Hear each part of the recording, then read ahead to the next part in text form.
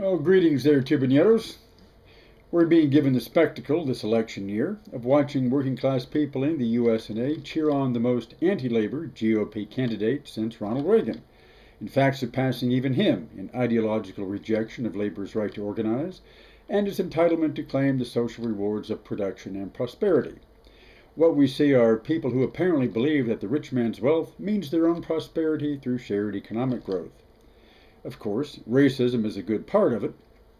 Those cheering blue-collar workers you see on camera behind Mitt Romney are nearly all white and male, and for good reason.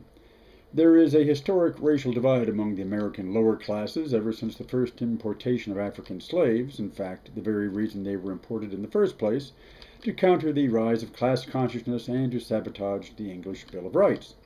But that's not the only reason why the blue-collar worker of middle America is aligned with those who are cutting his throat. Playing upon religious and patriotic themes are also important. Working class folks don't often have access to higher education. Traditional rights and wrongs, as interpreted through historic scriptures, are often their basic sources of judgment, and the co-option of these scriptures to serve the needs of power and property was accomplished long ago. Thus, we see people actually believing that free enterprise is Christian economics, though a study of either demonstrates their essential incompatibility. That labor unions are run by liberals, and liberals, as we know, are God-hating homo lovers and thus enemies of decent, hard-working people. Playing the religious card is also as old a profession in America as slavery or sex work. The witchcraft craze in Massachusetts was engineered for the same reason as the Right to Life movement, to divide the lower orders from dangerous ideas of social and legal equity.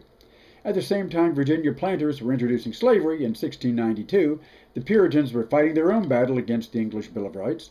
Their special corporate charter exempting them from the king's common law had been revoked, and so the Puritan elites reacted with a witch hunt, designed to show the common folks that they were living in evil days, and the best thing to do for their soul's sake was rally around God-fearing magistrates and forget these notions of a common law for all as satanic subversion. Starting to sound a bit familiar.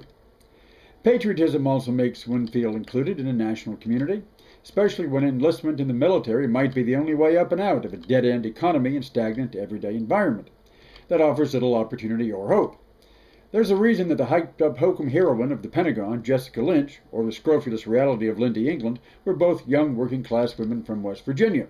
The military was a theoretical way out of said white ghetto, falsely in both cases. And there's the issue of welfare. Here racism is again an historic factor, but leaving it only at that is too simplistic. The entire idea of social entitlement is being demonized, not just by people like Romney, who see nothing wrong with hereditary entitlement to obscene wealth and privilege, but also by the very people who need it most, the children and grandchildren of working people who fought and sometimes died for their share of the American pie. The capitalist propaganda that public monies are extracted by the government from the hard-working, deserving, worthy poor, and just handed over to the unworthy poor, undeserving, lazy criminals, is built upon a trope as old as the 5 books of Moses. Of course, the idea behind social welfare and redistributive economics is that ordinary people are entitled to these benefits precisely because they are hardworking, precisely because it's their labor that makes the wheels turn and the cogs mesh. And in a democratic society, they have earned the right to a share of the proceeds along with their right to vote. The myth of welfare is being employed not only to cut overbreeding black girls from food stamps, which no longer exist as such anyway, but now threatens to destroy what's left of the social safety net for the elderly, the sick, the disabled, who have never received enough of the fruits of their labor anyway, to pay the capital costs of their own retirement or medical needs, and thus require assistance from the public treasury to do so. A treasury created by their own investment of time and labor, which makes it a genuine entitlement, more so than Romney's inherited status. You only need to look at the reality of his running mate, Paul Ryan. No disciple of Karl Marx would ever admit to being such if he sought high office in the USA, but is considered nothing exceptional for a major candidate of a major party to tout Ayn Rand. This underscores the absurdity of a party dominated by frat boys, CEOs, and their lawyers claiming to speak for working Americans, while destroying their jobs or making these worthless. Before long, I expect to see the GOP putting up Stalin-style posters of worker heroes. Well, that's going a bit too far, because if you look at Paul Ryan's hometown of Janesville, Wisconsin, you see a former industrial city decimated by the kind of order he represents. Not only was Janesville once the home of a dynamic auto industry via General Motors, but the home of the Parker Pen Company. Ryan, in fact, lives in the former home of the founder and president of Parker Pen, But the industry is itself gone, along with the livelihoods of those who made that house possible, from where Ryan plots to squeeze out the last cent remaining to those survivors of those better days. Can working people, no matter how racist or fundamentalist or nationalist, really see themselves in the airbrushed country club boardroom squeakiness of Ryan or Romney? Not that there's anything particularly wrong with being clean or well-groomed, or noble about needing a shave or a bath, but these candidates' antiseptic, homogenized, or pasteurized looks are cultivated as a direct class statement, that they stand above the dirt and labor of the everyday world, just like movie stars, sports heroes, and other fantasy figures. And that's the crux of the problem. Such men stand above you not to embody your hopes and dreams made flesh, but to piss on you.